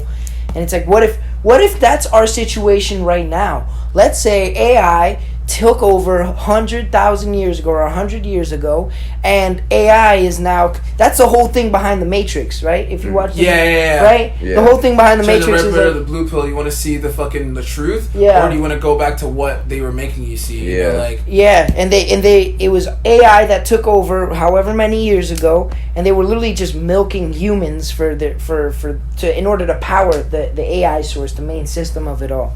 And to me, it's like, how could we say we're not in something of that, You ever watch American Psycho?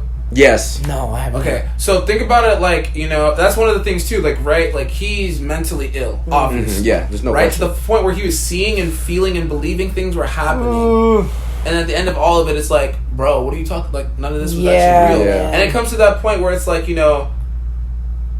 how do you even live life anymore if you can't even tell what the fuck's real and what's not? Because at that point, put me in a mental asylum because I'm not fit to be out. And you talking about like you want to like make me pay for some shit to do that fucking shit, bro? Like, come on, dude. Yeah, that's a hard concept to grasp. I don't think you should be playing with people's fucking mind. Like to the point where you're altering reality. Listen, look, that was the whole goal of MK Ultra in the 60s.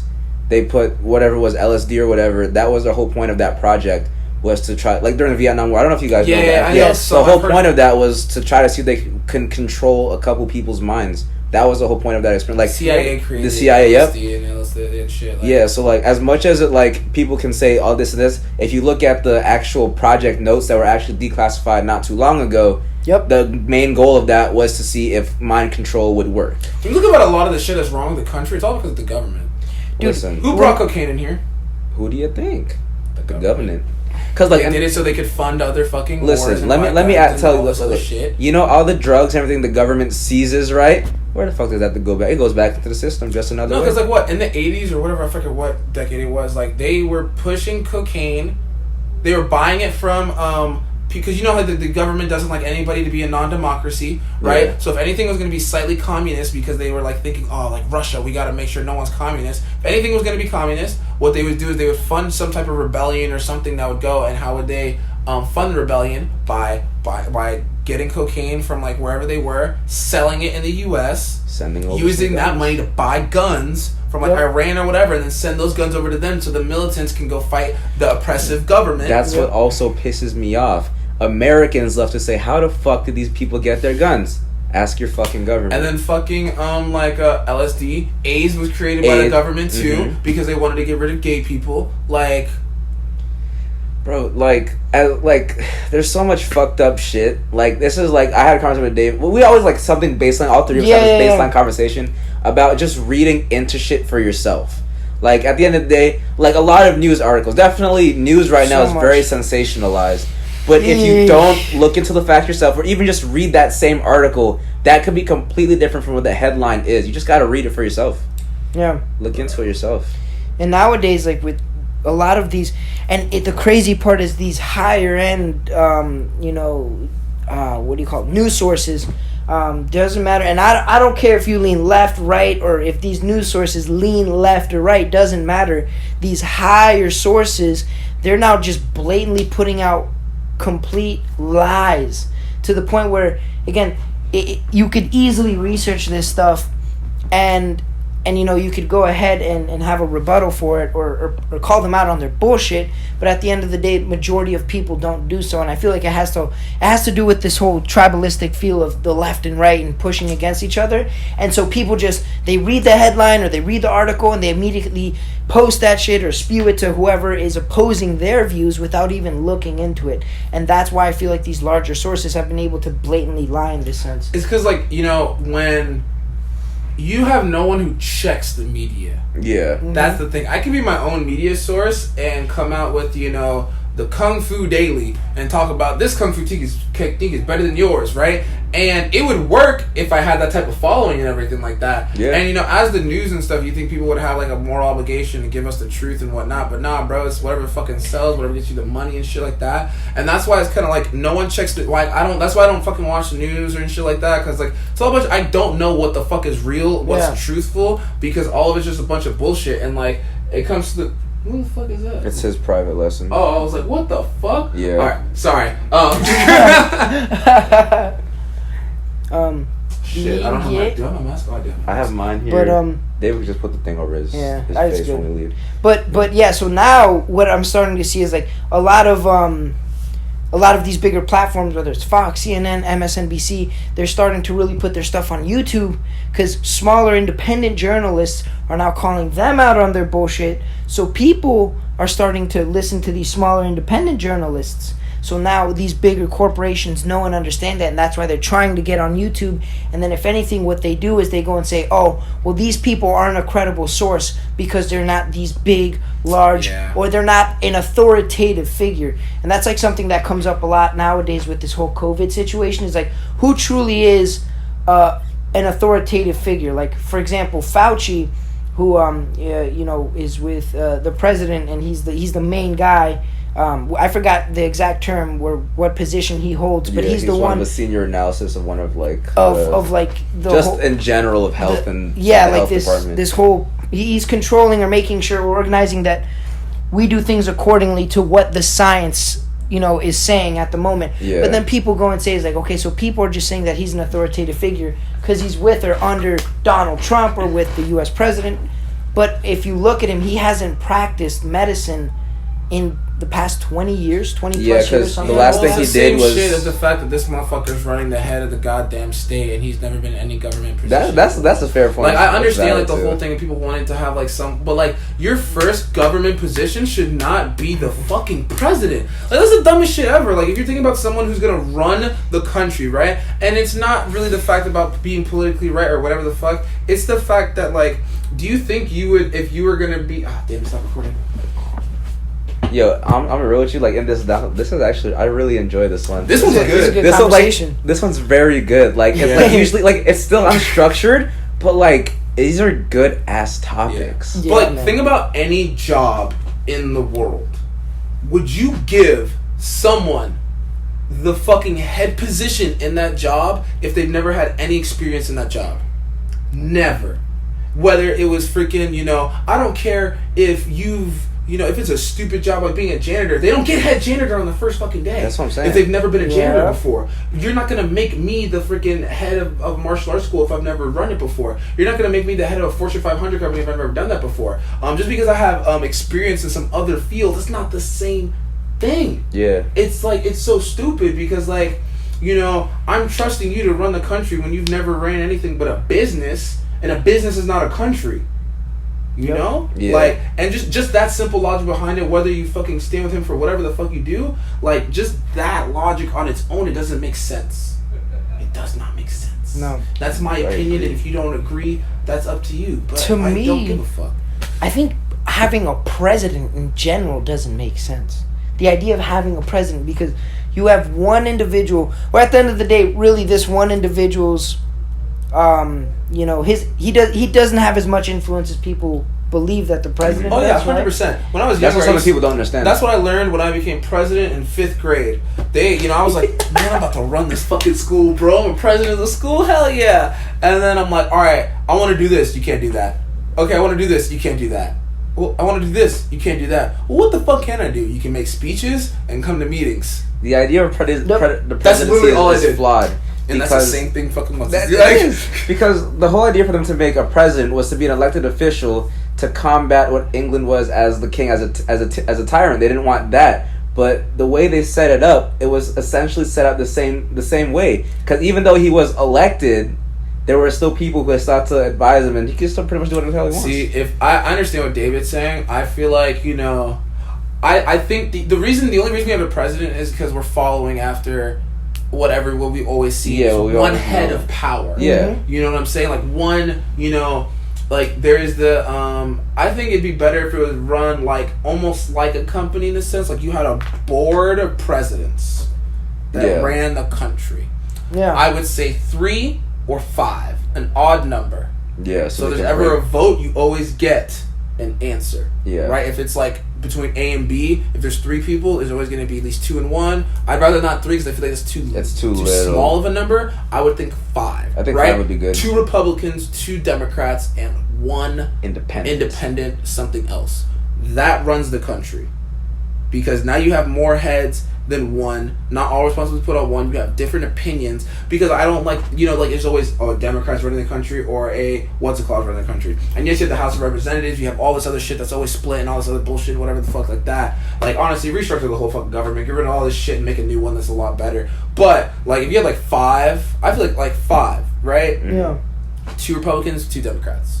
2 from the complete other ones. Right? Because obviously you wouldn't have it where you'd have like 5 fucking Republicans or 5 Democrats and that would be the change every goddamn year. Yeah, right? exactly. But like you could only, like, the max is 2 of each and then 1 independent. There has to be an independent. Yeah. And in that way you have all different ideals in one communal head of state power. And they can't over veto the other. Right? So not one thing can over veto the other or whatever the fuck. Now it'd be perfect if you could have 5 different, like if there are 5 different parties. Because, like, pretty much what's going to happen is, like, these 2 are going to come and these 2 come together and then try to get this one to swing to them. Yeah. But it'd be better than just one person. Exactly. And even though the president doesn't have as much power as people think they do, they still do have a lot of power. They do. They still And have they a lot run of the fucking influence. country. Yep. So, Yes, they do.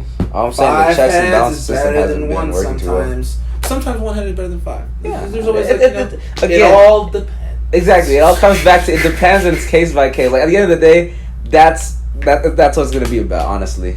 Because it's such a complex question. It's like, okay, how do we lead 400 million people or 340, 360? Yeah, I think like 350, 360 something. Yeah, it's like 360, 350, 360 million people. Somewhere over there. How do you lead that, that many people? And we really don't have the answer to that. There's something called Dunbar's number. And Dunbar's number... I remember learning about that. From fucking, what's it called? Like algebra or something like that. I don't know. And so it's basically... 328.2 million. 328.2 million. So I believe the individual who found Dunbar's number, his last name was Dunbar. And so it goes to show that... I'm trying to remember the whole thing, but I used to know it. There's a cap of 150 people that we interact with.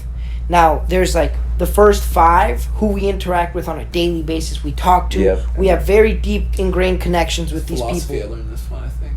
Or was this psychology? I think it's psychology. I can't remember which class I learned this in, but if it was psych, I passed it. Something Shout out with Mr. the C. P. You would have definitely learned this in psych. Definitely and not so, philosophy. And so they talk about Dunbar's number, right? That the first 5 people are the closest you are to. The next 15 are like your acquaintances. Yeah, and then like farther away from the people is like, your relationship to them. And so Dunbar's study was basically showing that once you get past a grouping of 150 people, no matter what principles you implement, whether it's like socialism or capitalism or communism, democracy, or what we have, we're a constitutional republic. It kind of things go a different way. They don't seem to run correctly. Yeah. So as tribes, as more primitive tribes, when we have 150 people or less, things seem to go very well. But once we reach numbers like that, 328 million people, it's like, well, is it even possible to be able to run a country and have everyone be, not say happy, but at least content with the decisions made, to where we can at least say, okay, I understand why we made this decision, and we can at least move forth with it.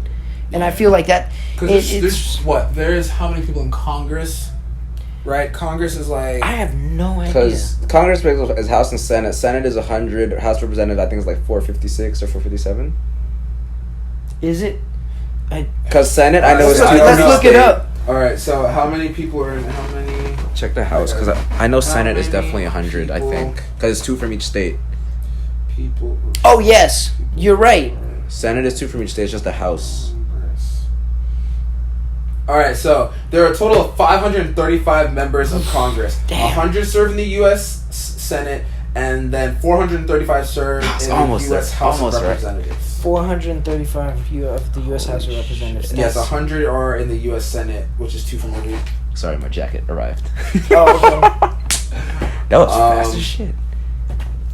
Right, so it's like, man, I feel like the system we have now works.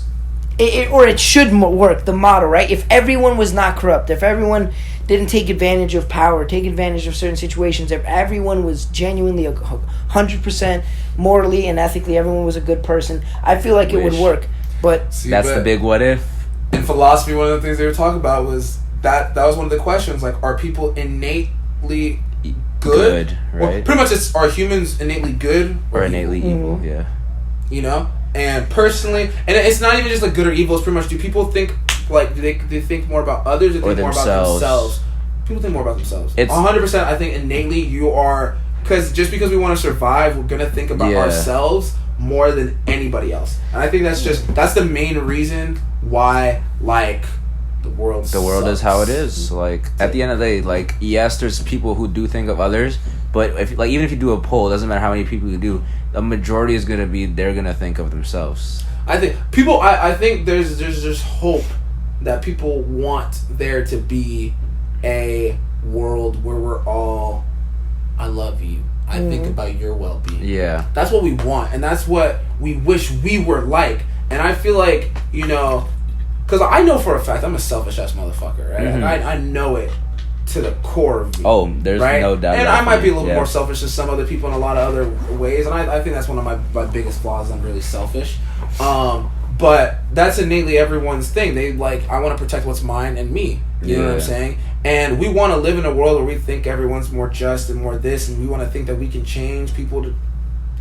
I think just from that pure survivalist instinct to protect oneself, survive, and keep going, that's built in us. I think that's why it will always be like that. Yeah. So I think it gets more complex than that, because if we're talking about the primitive aspect of nature, our whole goal is to pass on our genetic code, to procreate, to pass on our genes, right? And so you'll see this like in our moms. Like, my mom has told me this countless amount of times, but my mom says, like, I'm here for you. I'm here to make sure you're successful. She says, the day I know that you are successful, I can die in peace. I can die happily. And I feel like a lot of mothers would say that. And I feel like that, again, is just something that all mothers have ingrained in them from the day that they have a child that is theirs. Because, again, it could be that primitive side of it where, again, we want to make sure our genes keep going on and moving on. And then so then you get really fucked up people like that.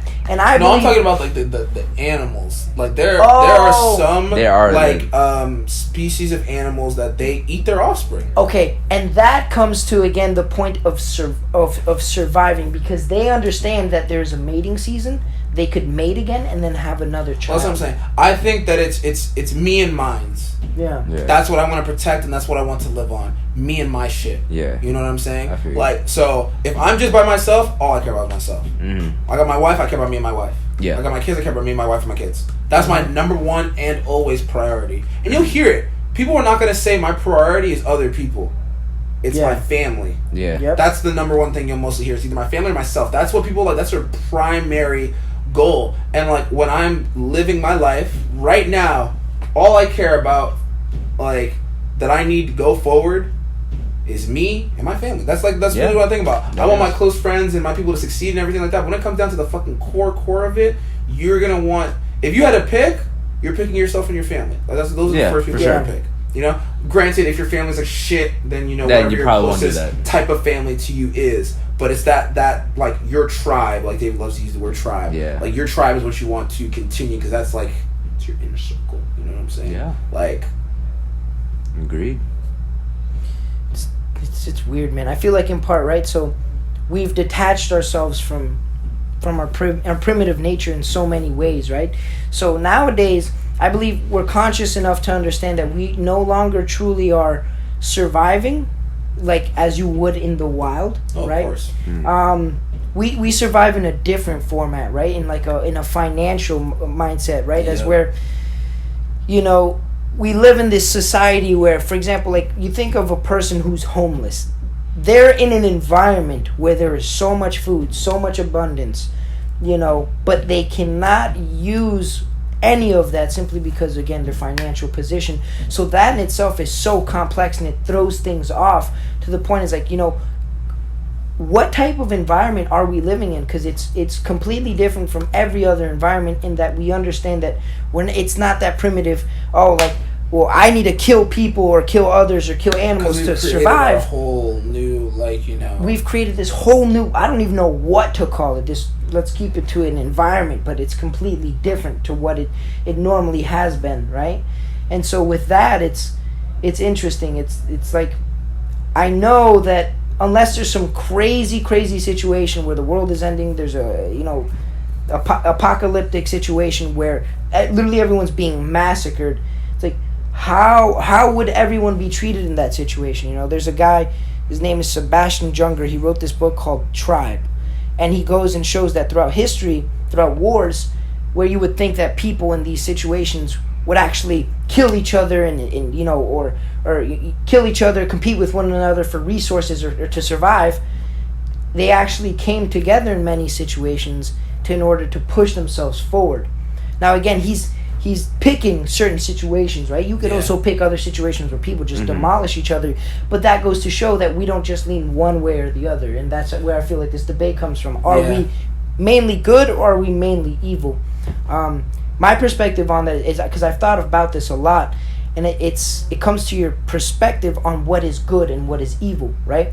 Because if, let's say, you think about it this way, if something evil or bad happens to you, and like we say, like we can take that bad situation and make something good out of it, is it then really that evil or is it that bad, right? It's your perspective on it. And so I remember listening to a podcast, I forgot who said it, but he quoted, he says, a tree that has reached the heights of heaven did not do so without being rooted in hell. And it's that we need to understand that concept of evil in order to then produce good. And I like that. Right? And it's strange, man. It's strange. It's like, if there was absolutely no evil, would there be a good, and vice versa? Well, yeah. You can't, just like you can't have one without the other. You can't have light without darkness. You can't have good without evil. Exactly. You know? And, you know, because like a lot of times when they ask those big questions, they want one definite answer. There's never one definite answer. There's never one side either, right? Nope. Yeah. But like when they ask you, you gotta pick one. It's dude. Because like if they ask you like in college, it's like, all right, write a paper. Are people innately giving, or are they innately selfish? Yeah. Well, I think they're both. Can't say that. Pick one. Yeah, that's what I hate. And I feel like that's not really the best type of mindset to have people kind of think about one way. That is interesting. Why it always has been that way. But because then every kid would pick the middle way every single time. Yeah, I think so. Because that's the easiest way to write. Like if I told you, if someone's like, "Hey Daniel, what's better, apples or bananas?" Well, I like both. If you put them together, they're good. I can write a whole paper about that, right? Yeah. But no, I don't want you to think. I want you to make a decisive decision. And I think that's one of the reasons why I feel like that helps you make better decisions if you could pick between two tough things. Because, you know, in real life, it's not always going to be the opportunity to pick the in between. Yep. Yeah. Especially when you're weighing like risk and rewards, right? It's either I make this decision to play it safe, or I make that risk and I take the risk, and I might not, succeed. But you have to make a decision. I feel like if you created if you started from the beginning where kids were writing papers and it was always an in between, then they would never be able to make real good decisive decisions on tough subjects. And I'm now literally just now thinking about that's probably why. And if they did do it for that reason, that's smart. If they just did it by accident because they're assholes, then it still worked out. But I think if you created a way where kids were only able to think that if I could always have the middle option, I'd probably pick it all the time. Yeah, exactly. If you told me from the beginning, do you think John's right or Billy's right? I think they're both right. That's a good thing for Daniel. Then I'd be like, Daniel. fuck, I could just pick either one of them, right? But you gotta pick a side. Yep. Right? And I feel like it's good and bad because sometimes it makes you only think about one or the other and not the ability for them to be both the right answer. Yeah. But I also think it's good because it also gives people the opportunity to be able to decisively pick one thing over something else, even when it's tough, because there are decisions that you have to make where you can't pick both. Yeah. Yeah, exactly. That's crazy. Yeah, you really do. You really do have to, again, in certain situations, like you say, eventually make a decision. Like for me, I don't know why, but the thought came into my mind, let's say you have a sick animal, right? Like a sick pet of yours, and they're suffering a lot. Whether it's because of their old age, they can barely move around, they're going blind, whatever it is. It's like, well, you wish that you could keep that pet. You want to make that decision to have like that in between, right? Where you can keep your friend who's always been there with you and let him suffer a little bit. Or you can make the decision where you end his life, you stop his suffering, and you move on. You grow from that experience. Exactly. And I feel like, right, that's something that I learned when I was a really little kid with one of my cousin's dog. And so with that, again, I was that lesson. It was taught to me by like my uncle and my cousin as well. Like it was the fact that, well, dude, like we just gotta let certain people or animals, creatures, whoever it is that we have this close relationship to, at the end of the day, we have to think for them, and we have to think of them and their suffering and the situation, the state that they're in, and we have to understand that we gotta let them go. That we can't keep them for ourselves, so we can't have that in between. So my whole point of this whole spiel is understanding that, like we do have to learn that. We do have to learn to make these decisions, whether you pick one or the other, and sometimes you just can't have that middle. Because that even happens in life, like, right? Like, our decision, like my decision not to... There you go. I feel it equals something. Like even my decision not to continue with school and do MMA, like that's a hard decision to have to make. I keep forgetting you stopped going to school. Yeah, and that's and there's one of those things where, yes, can I do both? Yes, I could. 100%, I could do both. Is it the best decision that I could make to do both? In my opinion, no. I don't think I'd be giving 100. And like I always say this, don't half-ass two things, full-ass one thing, right? Got a whole ass that piece of shit. So if I'm going to do one thing, I want to put full ass into it. Because, like, you can only spread yourself to so many avenues before something starts to lose your attention. Yeah. Right? Like if you have, so for instance, if you had a job, a hobby, and your family life, right? Those three things. Say you only have like a certain amount of, you have 100% of yourself you can put into all three of these things. Yeah. It doesn't spread evenly. Nope. Something has to get more than the other. Yeah. Right? And depending on what you care about more, you might give yourself more to, you love your family, so you're going to give your family 50% of yourself, because that's, without them, you have nothing. Yeah. Right? You get your hobby and your job next. I need my job. Yeah. I'll only give that maybe I'll give that 15%. Yeah. Mm-hmm. But I'm so passionate about my hobby, I'm going to give that more of my energy because my I just want to. Yeah. Because the joy it gives me, and the, it gives you that energy. It gives you that energy to be able to do that more, right? But then this is going to start to slack. And you're not going to be able to achieve maximum goal in that job because all your other energy is put into two other things. Yep. Yeah. You can't give 100% of yourself to all three.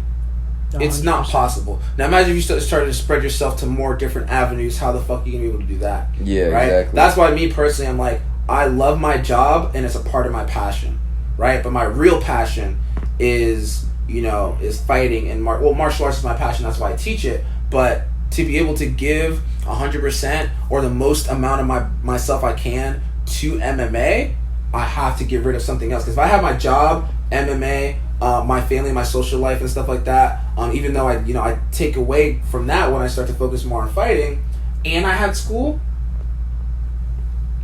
my grades are gonna fall, my work is something's gonna lack, and something's gonna lose something. Yep. You know what I'm saying? And how important is just this much of something if I'm not gonna give it my all, or if I'm not gonna, gain everything I possibly could if I were to give that all my, the attention that it needed. Yep. You know what I mean? So, gotta make decisions. That shit's important.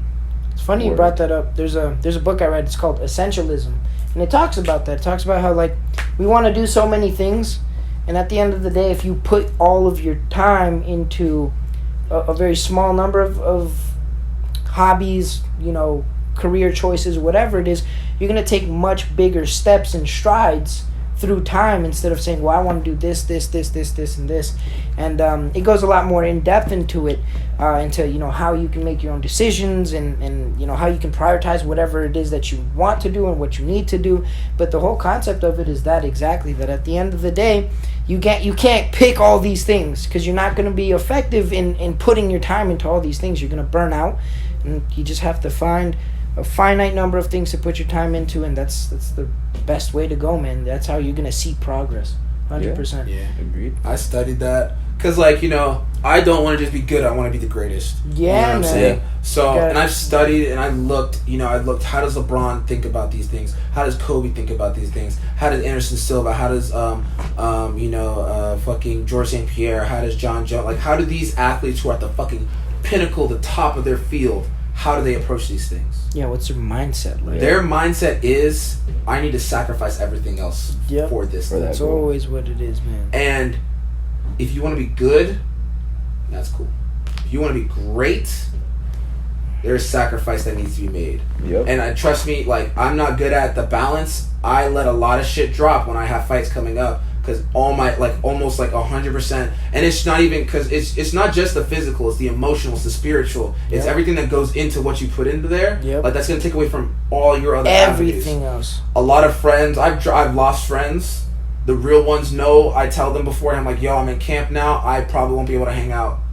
I'm going to be sleeping, I'm going to be training, I'm going to be doing this, I don't have time to play a lot of video games, I don't have time to do this, and that, because all the focus is on that one thing. And if I take away from that, shit, that's my health there too, man. If I'm not giving 100% to fighting, I go in the ring and get my ass beat. That's taken away from my fucking lifetime, and I can't, I can't fucking do that. You got to go in there 100%. 100% ready. And I feel like that's with anything. If you want to be a fucking, whatever you want to do, if you don't put 100%, you're not going to yield 100% of the benefit. A lawyer, doctor, that's a bumper anything. sticker right there. What? Repeat that line. If you don't put 100% into what you want to do, you're not going to gain or receive 100% of the benefit or whatever. You're not. If you don't give 100%, you're not going to get 100%. There you go. Your thing probably over. It's dead. Let me see. What does it say now? Some files have not. Okay, that's downloaded normal. to the computer. Should I put download or cancel? Cancel. That's normal. Press on the camera itself. Press the camera. Wait. It says battery low. Oh, that shit finna die. Oh shit, that's why. Yeah. Damn, boy, I legit charged that shit last night. Real. Well, then we're going straight All right, audio. Straight podcast. straight audio. You want me to record a video and send it to you? Because we'll just finish. If you want to, we can do that. Yeah, we can do that. We'll finish the outro. All right, let's do the outro. We'll just out it real quick. How long is this right now? Bro, I bet you it's an hour and a half. It's an hour and 37 minutes. God damn! I remember how we were last one. We're gonna do too it. long and We're gonna make it short. We're we're gonna make this shit. short. All right. Nah, this one I like this one though. This one That was a good one. Video. Yeah, dude, I like these talks. Cause you just go off at random tangents and then it just brings up more and more to talk. You can put a camera on the you can take it off now if you want. Yeah, but I'm trying to figure out how I'm gonna keep this. Did Mo leave the tripod here or did he take that shit home? The blue one. No, I think he left it here, but it's outside somewhere. Yeah. You know what? Fuck, we can do it like a fucking regular. Yeah, we just do that shit. This. All right. All right, guys. All right. So the camera turned off. Yup. But we are here still. We're still here. But we're gonna finish this out with a little quick outro. This is hands down the best podcast we've done. Honestly. 100%. And honestly, it's probably one of the most fun I've had doing one of these podcasts, and the fact that we just got to just fucking talk about shit that just pops up in the brain. That's the main reason we do this. And we talked about a lot of dumb shit on these podcasts, but this one was probably like the most articulated, would you say? Yeah, this is the one where we don't look like we're stupid. Yeah. Let's put it like that. This is the one where we actually look like, and it's like we're like philosophers. A little bit, this is you guys seeing that we don't just talk about dumb shit. Yeah. And the reason we do talk about dumb shit is because we need an outlet to talk we need an outlet for us to. And my brother says he doesn't watch this anymore because I curse too much. Ooh. And you know what? I was gonna bring up that you actually didn't curse a lot in this one. I didn't curse a lot in this one. I didn't curse that much in the last one either, or the one I actually toned down. Well, to be fair, he said he stopped in the third one. Yeah, he stopped in the third one. Yeah. When you're fucking what's it called? Censored so much in your normal life. Yeah. And the part of me is like, I curse a lot on the regular. Now, I'm not gonna lie, I do up it when I do the podcast just because I have the opportunity to. Yeah. You know what I'm saying? So like, I curse more in the podcast because I have that option to do so. And now that I kind of got out all the freaking cursing I probably could have, it's dialed down. But when we're trying to be a little bit extra, we can be a little bit extra. Yeah. And that's we have the opportunity to do that because we have the outlet to do it. You know what I'm saying? And we've gotten some of that out, but we can still be ourselves, but we have different sides of ourselves. Yeah. We're not only one clear-cut way. We can talk about important shit, we can talk about dumb shit. Yep. Whatever the fuck we want to do. But this is our podcast, that's why we do what we want to do. You know what I'm saying? But I want to a big shout out to our special guest. Woo! Mr. David Camacho coming in. Spending about an hour and 40 minutes on this podcast. Straight up, literally just hit 140. Yes, and this was honestly a super awesome thing that we did. He was our first guest, and this was probably like literally our best episode that we did. I gotta say. As always, guys, follow myself, D Morrison, MMA, David the Fittest, Matthew Catijo, and then MK.Curated. All of our social media stuff is going to be in the description below, guys. Make sure to like, comment, share, and subscribe. This is one of our best ones yet. If you made it all the way to the end, I really do appreciate you guys, because this one we put out actually we didn't put so much into it as in we planned, but I feel like a lot of us came out in this that you get to learn a lot about us and kind of just learn who we are. Yeah. All right, guys. This was sick. This has been another episode of YERRRRR. We will see you guys. Oh, he got it right. On the next one. Peace out. Bang.